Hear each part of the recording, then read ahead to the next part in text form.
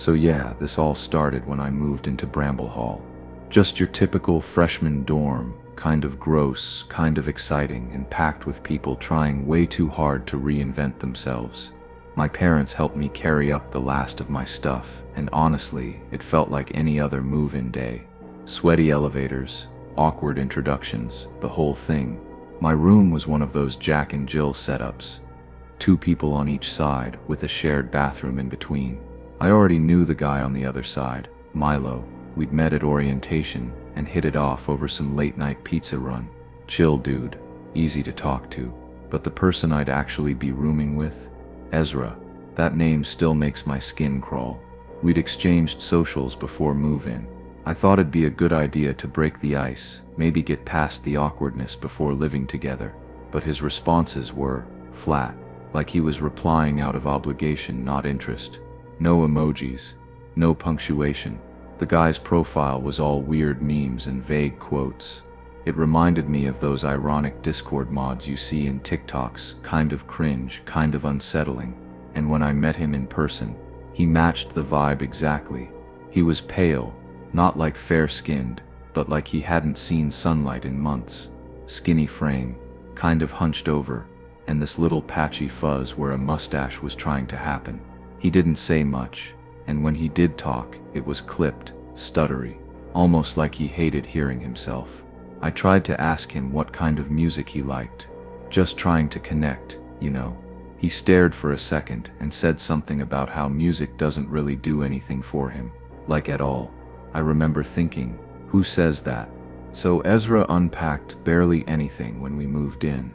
Just the basics. Some clothes, toiletries, but what he did set up immediately, like within the first 10 minutes, was his PS5. I didn't think much of it. It's college, everyone brings their consoles. Seemed normal enough, but watching him play, that's where things started to turn. It wasn't just that he gamed a lot, it was the way he did it, completely still for long stretches, like unnaturally still. And then all at once he'd twitch or let out these guttural grunts. His body would jerk like he was short-circuiting. It wasn't like rage or frustration.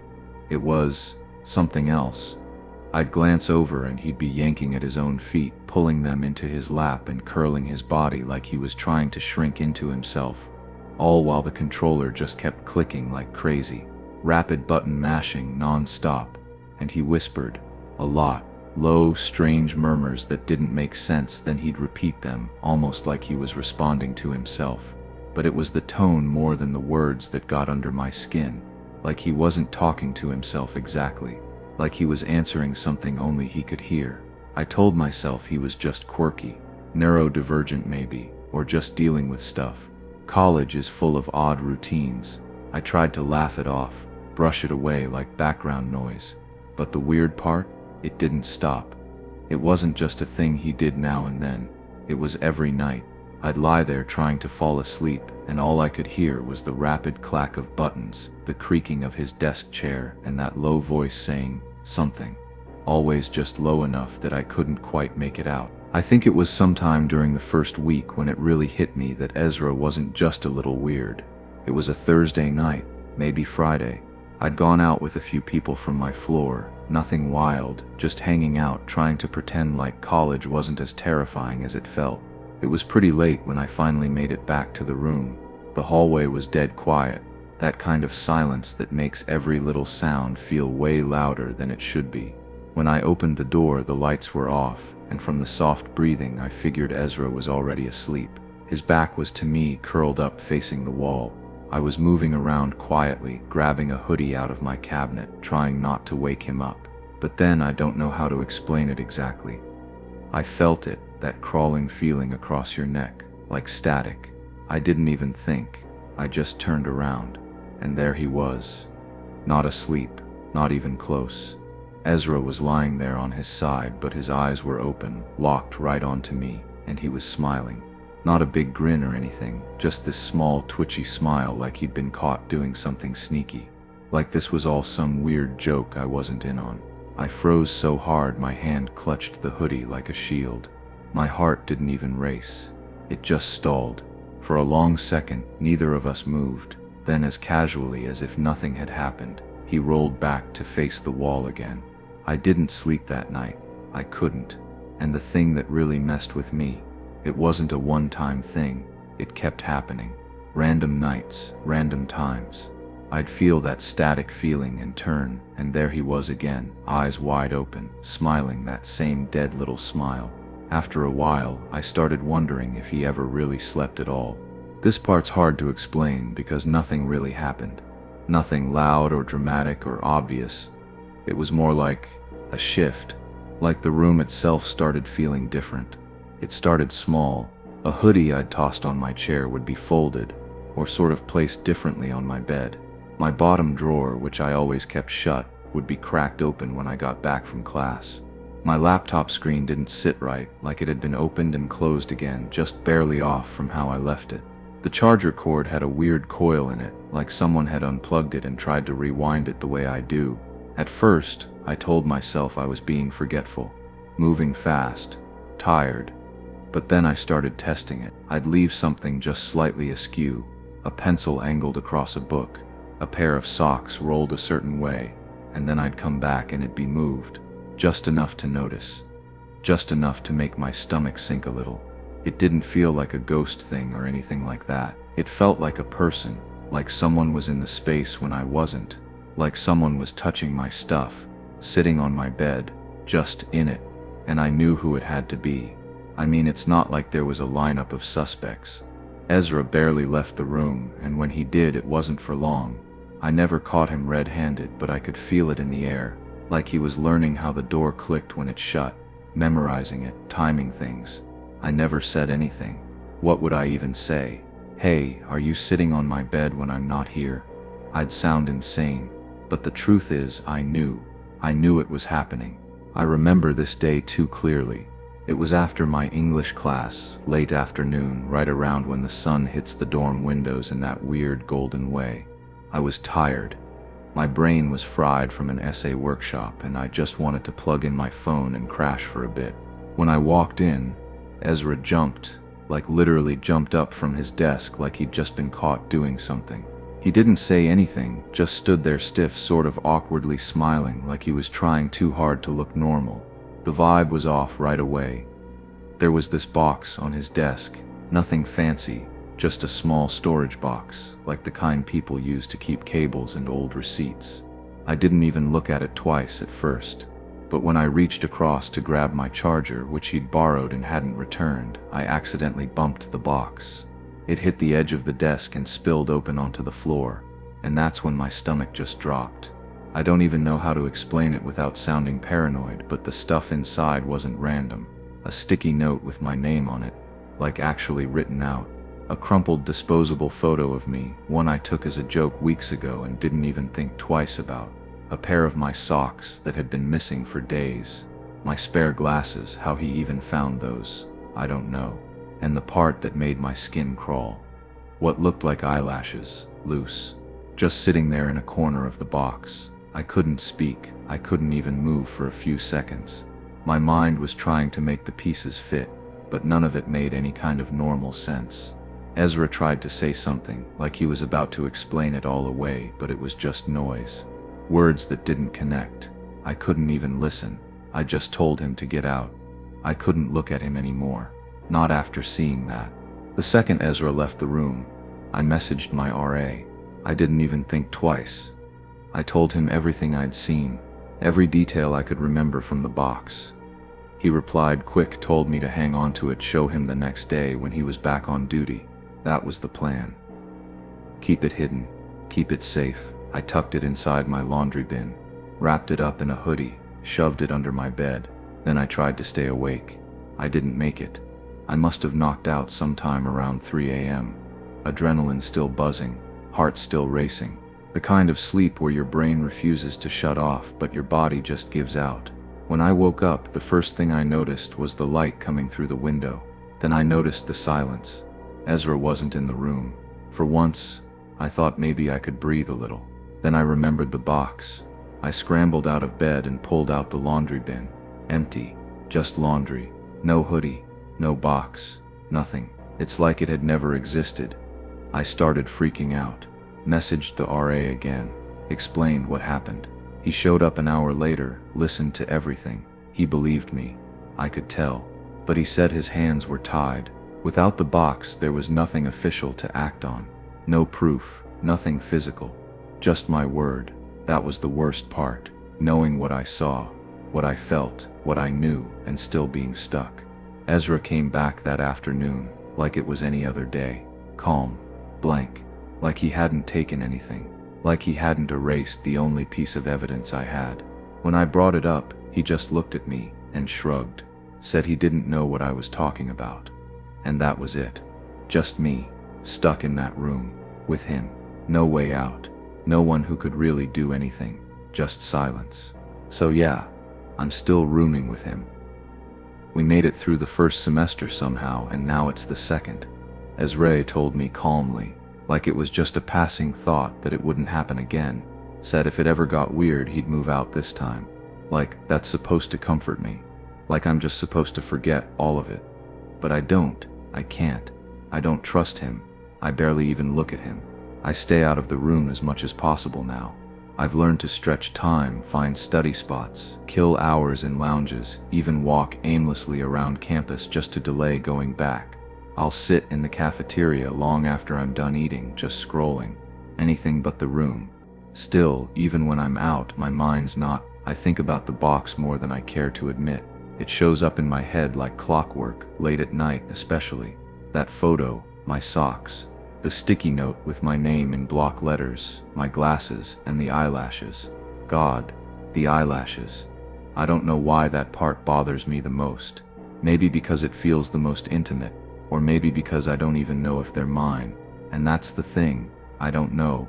I don't know anything. I don't know what he was doing with that stuff, or why he had it, or how long he'd been taking things. I don't know why he watched me sleep, or if he ever actually slept at all. Maybe I've built it up too much in my head. Maybe I'm just paranoid. Or maybe not. I guess the worst part is not knowing which version of that sentence is true, and that's where I still am. Just stuck. You know how everyone always talks about college like it's the best years of your life. I guess in some ways they were right. I mean, I graduated from Westbridge with honors, joined a decent frat, made some friends who stuck around long after graduation, and I even proposed to my girlfriend from sophomore year last fall. So yeah, from the outside it probably looked like I had the college experience people dream about, but I don't usually talk about how it actually started, because honestly, that first year it was rough. Really rough. Westbridge wasn't what I expected. I thought I'd ease into things, maybe find a rhythm. Instead, it felt like I got dropped into the middle of a corporate boot camp with backpacks. Everyone was in go mode from day one. People already had professional headshots and were swapping resume templates like trading cards. Some kids were setting up mock interviews before we even figured out where the library was. It was wild, and me? I didn't know what the hell I was doing. I told myself to play along, smile, nod, ask the right questions. Blend in. That's what I thought success looked like back then, just pretend you're not drowning. So that's what I did.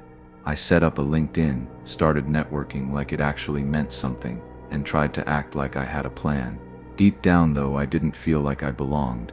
Everyone else seemed so sure of themselves, like they'd been handed a manual I missed. I was just trying not to fall behind. That's probably what made me so desperate to say yes when that weird internship offer came in. It felt like a sign that maybe I was finally doing something right. It's strange looking back on it now, but there was a time when I genuinely believed my entire future hinged on how clean my LinkedIn profile looked. Like I'm talking about spending hours staring at that stupid blue banner, wondering if proficient in Excel sounded more mature than experienced with spreadsheets. I know how ridiculous that sounds now, but back then, that pressure was real. Everyone at Westbridge acted like their careers had already started, like the internship they landed freshman year would make or break their life. You'd walk into the student union and hear people casually talking about shadowing analysts or taking coffee meetings with venture capitalists. It didn't feel optional. It felt like if you didn't keep up, you'd get swallowed whole. So I joined in. I built out my profile, added skills I barely had, tried to sound confident in a language I didn't even speak fluently. Business. I even paid someone on Fiverr to redesign my resume just so it looked competitive. Not impressive, just not embarrassing. One night I was up past 2 a.m., rewording the same 3 sentences on my profile over and over again. I couldn't even remember what half of it meant anymore.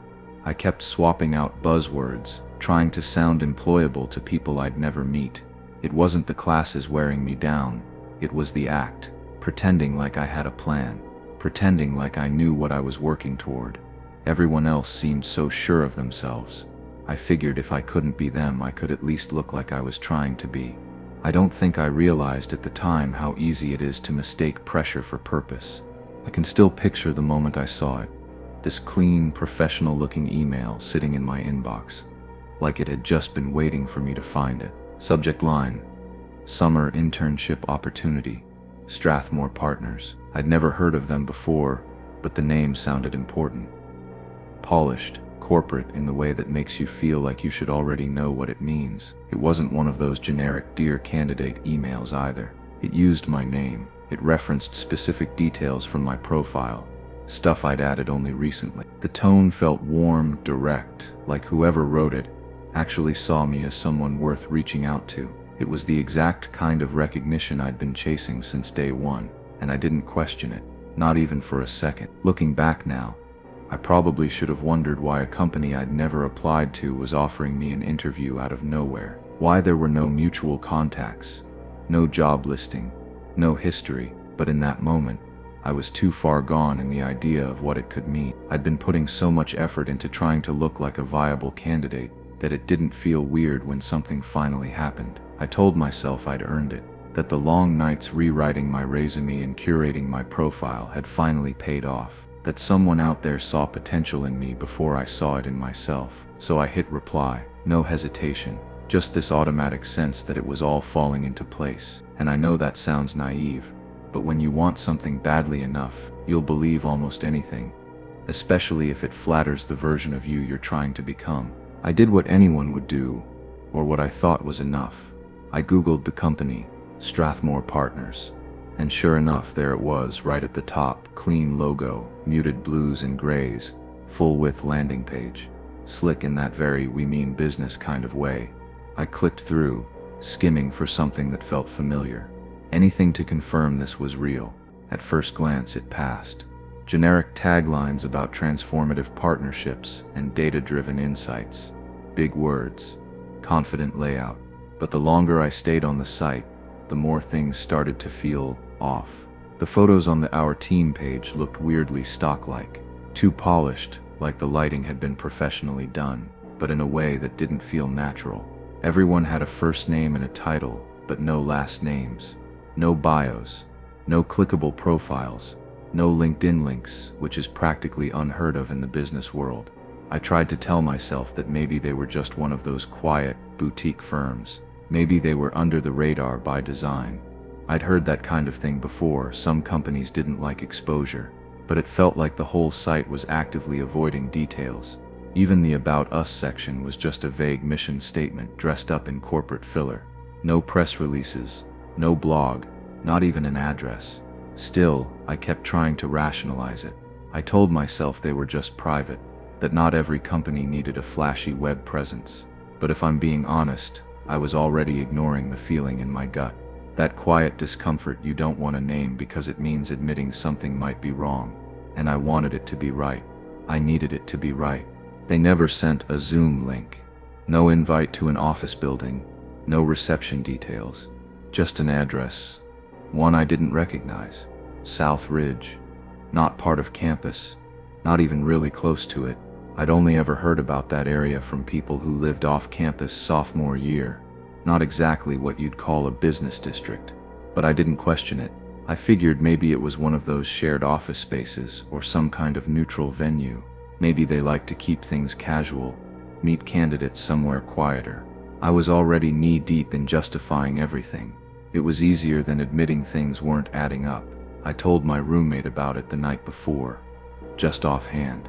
I wasn't expecting a reaction, but he paused, asked how I was getting there. I said I'd probably just grab an Uber. Without even thinking twice, he offered to drive me. I could tell from his tone, he wasn't trying to be nice. He was trying to keep an eye on the situation, and I appreciated that. I didn't say it, but I felt it. The next day, we rolled up about 15 minutes early. I still remember the way my stomach dropped when we pulled onto that block. Empty sidewalks, chain link fencing, a few buildings that looked like they hadn't had tenants in years. The kind of place you don't notice until you have a reason to be there, and then suddenly you can't understand why anyone would be there. We parked a little down the street, and I double-checked the address on my phone. Same one they sent. No logo on a door, just this hollowed-out structure, like something had been torn down but no one bothered to build anything in its place. I didn't know what I was walking into, but I got out anyway. For a second, I genuinely thought I was the one who'd messed up. I stood there staring at this empty shell of a building, refreshing the address on my phone like it was going to magically rewrite itself. Maybe I was off by a block. Maybe the pin dropped in the wrong spot. It wouldn't be the first time Apple Maps made me look stupid. But then I heard it. A low hum at first, then the crunch of tires against broken pavement. A blacked-out car, sleek, polished, ridiculously out of place, rolled up and slowed to a stop. You don't see Bentleys in South Ridge. You just don't. Especially not ones with matte paint jobs and smoked-out windows. It looked like it had been driven straight out of a music video and dropped here by mistake. The driver stepped out, tall, sharp suit, watch glinting in the sun. Everything about him screamed expensive. But the longer I looked, the more it felt like something was off. Not wrong, just dissonant. Like the guy had been pasted into the scene, like he didn't belong to the setting he was standing in. He didn't ask who I was, just smiled like we were late for something important, like we both knew what was supposed to happen next. And I almost went with it. I almost opened that door and got in, but I circled the car first casually, just to admire it, I told myself. And that's when I saw him, someone, in the back, lying down, still. My brain didn't fully register what I was looking at, but my body reacted before I had the chance to think. I turned and ran. No explanation, no plan, no processing, just instinct, just movement, just survival. I honestly don't remember much about how I got away. I think I hopped a fence, or maybe it was a loading dock. Some kind of ledge. All I know is I kept moving. I didn't feel my legs, didn't look back, didn't even know if I was making any noise. Just that something in me had kicked into a gear I didn't know I had. I wasn't running from something. I was running to whatever felt like not dying. My roommate found me eventually. I must have texted him, though I couldn't tell you what I wrote. When he pulled up, I got in, and we didn't say a single word on the way back to campus. No, what happened? No, are you okay? It was like we both agreed not to bring it into the car with us. Like if we said it out loud, it would become real. I didn't report anything. I didn't go to campus security. I didn't even tell my friends. I just deleted the messages, wiped my inbox, and promised myself I'd forget the whole thing. Blocked the number, cleared my history, even took down the resume I'd worked so hard to build. It felt toxic somehow, like it was the reason this had happened, like it had brought them to me. But the thing is, I never really forgot. Some nights, I'll lie there and stare at the ceiling, and all I can think is, what if I hadn't walked around that car? What if I hadn't seen him, the guy in the back seat, the one who wasn't moving? And what really keeps me up is how simple it all was. A few emails, a clean-looking website, a name that sounded real enough. That's all it took for me to almost disappear. You ever have one of those nights where everything feels loud before anything even happens?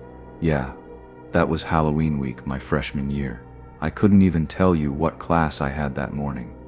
It was probably Friday, but the whole week was a blur of costumes, cheap vodka, and barely making it to morning lectures in last night's makeup. Campus was already buzzing by noon because the football team had pulled off this insane win. People were honking car horns, blaring music from dorm windows, high-fiving strangers. It was that kind of energy. The kind where it felt like the whole school was one big party and you were stupid if you missed it. Jordan and I were supposed to hit up a frat party that night. She was kind of seeing this linebacker from the team, so she had the in. I didn't even catch the name of the frat. We just followed the crowd and the music echoing down from off campus. The streets were packed with people in costumes, yelling, laughing, stumbling. It was like Halloween met a riot. I didn't really put much effort into my costume, threw on some face paint and a black hoodie and called it something vague like death. I figured it was enough. My phone was already dying before we even got through the gates. I remember checking it, 2%, and just handing it off to Jordan so she could toss it in her bag. I figured we'd stick together anyway. I didn't think twice about it. It's weird thinking about that now. That tiny normal moment, just handing over your phone like it's nothing, not knowing it'd be the last time I saw it for the whole night, or how much I'd wish I had it later. I swear I was only in the bathroom for like 5 minutes. 10 max. Just enough time to splash cold water on my face and regret that last shot of whatever it was. Something peach-flavored and probably poisonous. The music was still thumping through the floor when I walked in, and everything felt normal. Loud, sticky, chaotic. But normal. And then I opened the door. Someone screamed cops. Not yelled. Screamed. That kind of scream that rips through a party and turns everyone into animals. In seconds, people were bolting in every direction. I watched a guy trip down the front steps and vanish into a wave of bodies. Cups flew, someone knocked over a speaker, and the lights outside were flashing like a rave, but not the fun kind. Red and blue spinning like they were chasing each other through the trees. I stood there frozen, clutching the doorframe like it could anchor me to reality. I kept turning my head, looking for Jordan, scanning the chaos for any familiar face. But everyone had become faceless. Costumes blurred together, devils, skeletons, bloody nurses, fake cops, ironic. It was like trying to spot a needle in a pile of panic. I reached into my hoodie pocket out of reflex, hoping my phone was magically there. It wasn't. Of course it wasn't. I'd given it to Jordan. I didn't even have a jacket. The cold hit me in this sudden, sharp way, like I hadn't noticed it until right then. My teeth started chattering, and for a second I couldn't tell if it was from fear or just the freezing air. I wasn't thinking about where to go. I just knew I had to move. Somewhere, anywhere away from the sirens, away from the swarm, and that's when things really started unraveling. I don't even know how long I walked.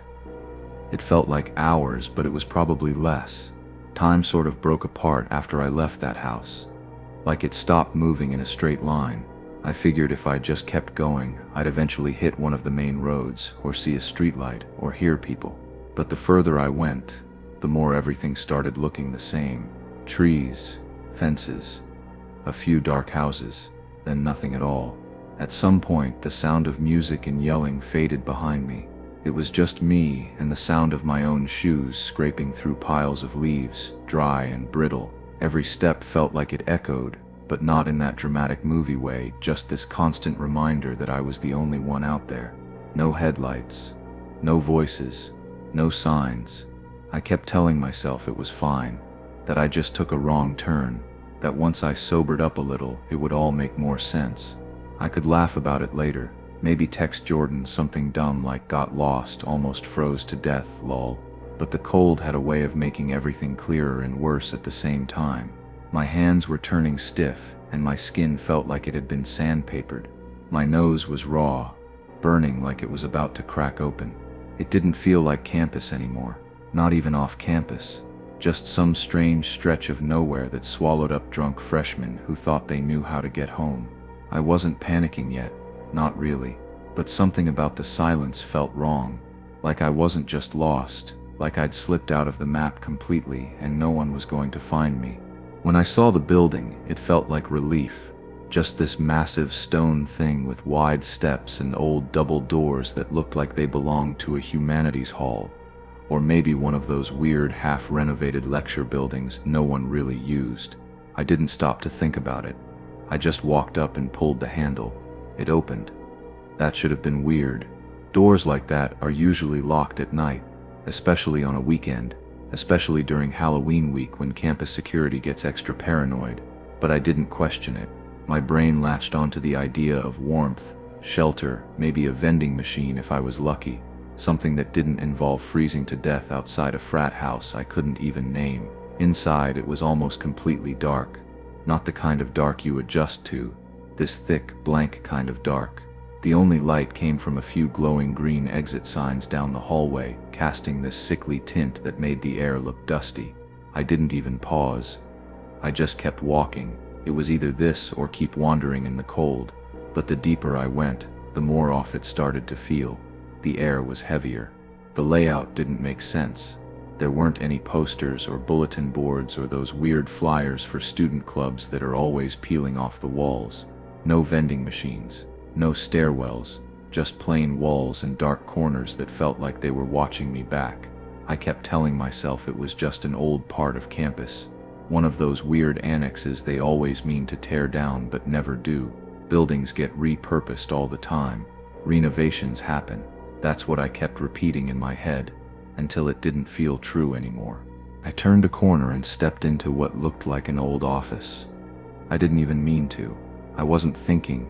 I just needed somewhere to stop, catch my breath, shake the cold off, try to figure out where I even was. The door creaked behind me as it swung half shut, and the room swallowed up what little sound there had been in the hall. The lighting was strange, faint, like something was glowing from behind a wall or underneath a door, but never fully showing itself. It took my eyes a second to adjust. When they did, that's when I saw the walls. They were covered, like completely plastered with paper. Flyers, printouts, little scraps of notebook paper with names and numbers. But what really got me, what really made my stomach twist, were the Polaroids. Dozens of them, taped in rows, overlapping in some places. Most were just blurry faces, people mid-laugh, or walking across a lawn, or sitting in what looked like lecture halls. But a few looked way too familiar. Faces I'd passed on campus. One of them might have even been in my dorm. I couldn't tell for sure. The pictures were old, but not that old. I didn't move. I just stood there staring at the wall like it was going to explain itself. My legs were locked in place, but my mind was racing. Who would take pictures like this? Why here? Why me? I hadn't even known this building existed an hour ago. And then this weird thought hit me. Who even uses Polaroids anymore? Everything's digital now. People take selfies, post them, forget them. But this felt like someone keeping score, like someone was curating a collection, and somehow I'd walked straight into the middle of it. I left that weird little office and wandered further in, still hoping, somehow, to find a way out. But the next room I stepped into, I don't even know how to explain it. It didn't feel like part of any school building. The air was thick with steam, and the whole space was bathed in this low, pulsing red light, like it was stuck on some emergency backup system that no one ever shut off. Chains hung from the ceiling. Not decoration, not Halloween props. Just there, like they were supposed to be part of something industrial maybe, or mechanical. But they didn't match the layout of the building at all. It was like stumbling into the wrong set of a horror film. Like I'd taken one step too far and slipped into something that wasn't meant to be real. I told myself it had to be maintenance space, some underground utility section, old boiler room maybe, but that didn't explain the steam or why the door locked behind me the second I stepped through.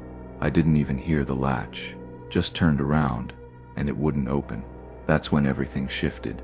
I heard footsteps, not rushing, not fumbling, just slow, deliberate steps, heavy, measured, like the person walking wasn't worried about being caught. Like they already knew they wouldn't be, and they were getting closer. I couldn't breathe. I couldn't move. Every part of me screamed to run, but all I could do was slide down against the cold tile wall and try to vanish into myself. I kept thinking, if I stayed quiet enough, if I became nothing, maybe I'd wake up in my bed with a hangover and a dumb story to tell. But I wasn't dreaming. I knew that now, and someone else was here. I don't even remember deciding to do it. I saw the window, and next thing I knew, I was throwing myself at it with everything I had. I didn't feel the glass cut me at first, just heard it shatter, saw the way it exploded outward like a slow-motion scene from a movie I didn't want to be in. My foot went through first, and then my shoulder, and then suddenly I was flying. I landed on something, 2 recycling bins, maybe 3.